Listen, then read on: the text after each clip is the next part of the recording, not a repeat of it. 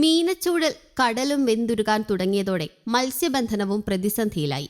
വേനൽ ചൂട് കാരണം അർദ്ധരാത്രിയോടെ കടലിലിറങ്ങുന്ന വള്ളങ്ങൾ മത്സ്യം കിട്ടിയാലും ഇല്ലെങ്കിലും പുലർച്ചെ തന്നെ കരക്കയക്കേണ്ട സ്ഥിതിയാണ്. തോട്ടപ്പള്ളി മുതൽ പള്ളിത്തോട് വരെയുള്ള മത്സ്യബന്ധന ഹാർബറുകളും ലേല ഹാളുകളും ആഴ്ചകളായി തിരക്കൊഴിഞ്ഞ അവസ്ഥയിലാണ്. സൂര്യതാപത്താൽ ജലം ചൂടാകുന്നതിനാൽ കടലിന്റെ മേൽത്തട്ടിലേക്ക് മീനുകൾ വരാറില്ല.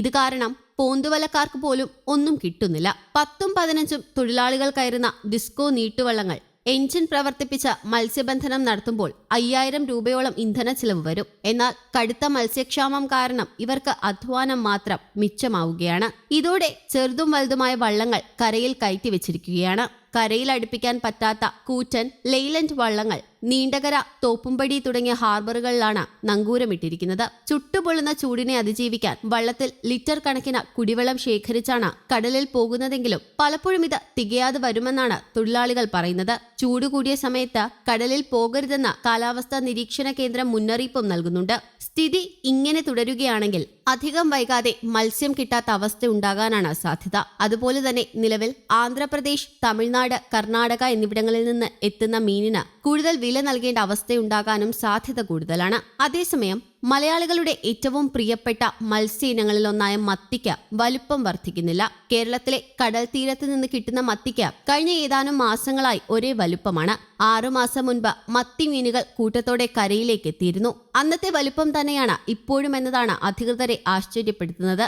ഇങ്ങനെയൊരു സംഭവം മുൻപൊരിക്കലും കണ്ടിട്ടില്ലെന്നാണ് മത്സ്യത്തൊഴിലാളികൾ പോലും പറയുന്നത്. സുലഭമായി കിട്ടിക്കൊണ്ടിരുന്ന മത്തി ലഭ്യത കുറഞ്ഞതോടെ നിലവിൽ ട്രോളിംഗ് ബോട്ടുകാരാണ് മുഖ്യമായും പിടികൂടുന്നത്. ലഭ്യത കുറഞ്ഞെങ്കിലും വലിപ്പമില്ലാത്തതിനാൽ വില കൂടുന്നില്ലെന്നാണ് തൊഴിലാളികളുടെ പരാതി. നിലവിൽ കിലോയ്ക്ക് വെറും 18 രൂപ നിരക്കിലാണ് മത്തി വിൽപ്പന നടക്കുന്നത്. തമിഴ്നാട്, ആന്ധ്രാപ്രദേശ് സംസ്ഥാനങ്ങളിൽ നിന്ന് നീളമുള്ള മത്തിമീനുകൾ എത്തുന്നുണ്ടെങ്കിലും ഇതിന് നാടൻ മത്തിയുടെ പോലുള്ള രുചി കിട്ടാറില്ല. മത്തി വളരാത്തതിന് കാരണം തേടിയുള്ള പഠനം നടത്തുന്നുണ്ടെന്നും വൈകാതെ റിപ്പോർട്ട് പുറത്തുവിടുമെന്നും Kochi central marine fisheries research institute director doctor Grinson George പറഞ്ഞു. 2023 ഒക്ടോബർ മുതൽ 2024 ഏപ്രിൽ വരെ ചൂടേറിയ കാലഘട്ടമായിരുന്നു. കാലാവസ്ഥയിലുണ്ടായ ഈ മാറ്റം പ്രജനന സമയം നീണ്ടുപോകാൻ കാരണമാകും. അശാസ്ത്രീയ മീൻപിടുത്തവും പ്രശ്നകരമാണെന്നാണ് വിലയിരുത്തൽ. ഇന്ത്യൻ മത്തിയുടെ ശരാശരി നീളം 20 സെന്റിമീറ്ററാണ്. 6 മാസമായി 12 സെന്റിമീറ്ററിൽ കൂടുതലുള്ള മത്തി കേരള തീരത്ത് നിന്ന് കിട്ടുന്നില്ല. 2.5 വർഷമാണ് മത്തിയുടെ ശരാശരി ജീവിത ദൈർഘ്യം. 1 വർഷമാവുന്നതോടെ പ്രത്യുൽപാദന ശേഷിയും കൈവരും. കാലാവസ്ഥാ മാറ്റം മത്സ്യസമ്പത്തിനെ കാര്യമായി ബാധിക്കുന്നുണ്ടെന്ന് കേന്ദ്ര സമുദ്ര മത്സ്യ ഗവേഷണ കേന്ദ്രം ഡയറക്ടർ ഗ്രിൻസൺ ജോർജ് പറയുന്നു. എൽനിനോ പ്രതിഭാസവും മത്തിയുടെ വളർച്ച കുറയാൻ കാരണമായി. എൽനിനോ മൂലം സമുദ്രതാപനം വർദ്ധിക്കുന്നതാണ് ഇതിന് കാരണം.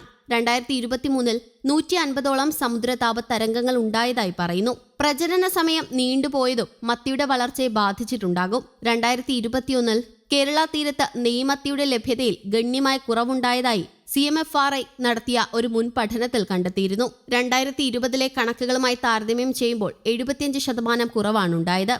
News desk, Kerala Kaumudi.